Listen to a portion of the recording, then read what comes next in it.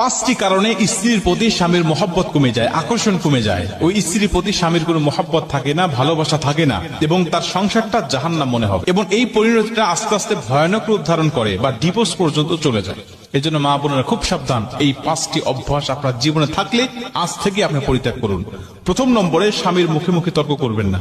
যেই স্ত্রী স্বামীর মুখে মুখে তর্ক করে, ও যদি বিশ্ব সুন্দরী হয়, ও যদি উচ্চ শিক্ষিত হয়, তারপরেও স্বামীর অন্তরে তার জন্য কোনো জায়গা থাকে না। মনে রাখবেন, কোন পুরুষ মুখে মুখে তর্ক করা স্ত্রীকে মোটেও পছন্দ করে না। আর যদি কোনো স্ত্রী কালো হয়, কুচ্ছিত হয়, কিন্তু সে মুখে মুখে তর্ক করে না, স্বামী যেটা বলে সেটাই মেনে নেয়, স্বামীর আনুগত্য করে, ওই স্ত্রীর জায়গা স্বামীর কলিজার মধ্যে থাকে। এজন্য স্বামীর মুখে মুখে তর্ক করা, স্ত্রীর প্রতি স্বামীর আকর্ষণ কমে যায়, মহব্বত কমে যায়, এটা করা যাবে না। দ্বিতীয় নম্বরে, স্বামী যেটা বলে জিদ করে তার অন্য কিছু করা, উল্টাটা করা।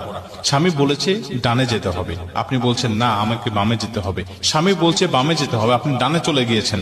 স্বামী একটা যুক্তি দিচ্ছে, আপনি তার যুক্তিতে অ্যাভয়েড করে নিজে আরেকটা যুক্তি দাঁড় করাচ্ছেন। এইরকম ভাবে বিভিন্ন স্ত্রী যারা আছেন, তাদের প্রতি স্বামীর মহব্বত আস্তে আস্তে কমতে থাকে, এটা করা যাবে না। 3 নম্বরে, স্বামীর পছন্দের মূল্যায়ন না করা। স্বামী যদি কোনো বিষয় পছন্দ করে, আপনি তার বিষয়ে কোনো মূল্যায়ন করলেন না। আপনার জন্য একটা পোশাক নিয়ে আসছে, সে পছন্দ করে, আপনি বলছেন ধরু কি পোশাক নিয়ে আসছো, এটা কি কোনো মানুষ পরে? আপনি এমনও কোনো স্ত্রী আছে যারা স্বামীর বিষয়ে পছন্দ করা বিষয়গুলো, একটা পোশাক নিয়ে আসছে, ও আরো ফেরত দিতে বাধ্য করেছে, না এটা ফেরত দাও, অন্য একটা বিষয় নিয়ে আসো, ওই কালার আমার পছন্দ, ওই কালারটা নিয়ে আসো। স্বামী জীবনে আর কোনোদিন তার জন্য পছন্দ করে কোনো পোশাক নিয়ে আসবে না, এবং তার প্রতি মহব্বত আস্তে আস্তে কমতে থাকবে। 4 নম্বরে, স্বামীর পরিশ্রমকে মূল্যায়ন করা বা স্বামীর কর্মক্ষেত্রকে মূল্যায়ন না করা। স্বামী যে পরিশ্রমটা করছে, এই পরিশ্রমকে আপনি কোনো মূল্যায়ন করছেন না। স্বামী যে কর্মক্ষেত্রে কর্ম করছে, বা আপনার যে ইনকাম সোর্স, হালাল রুজির যে মাধ্যমটা রয়েছে, এই মাধ্যমকে আপনি মোটেও মূল্যায়ন করছেন না।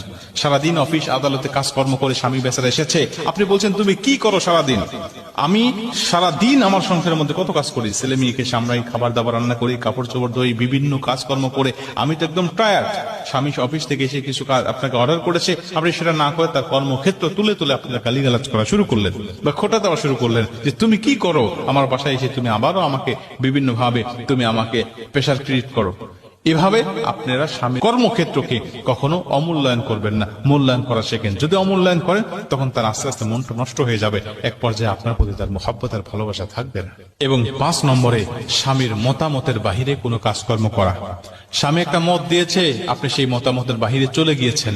স্বামী একটা বিষয় আদেশ করেছে, আপনি সেই আদেশটা মান্য না করে আপনি অমান্য করেছেন।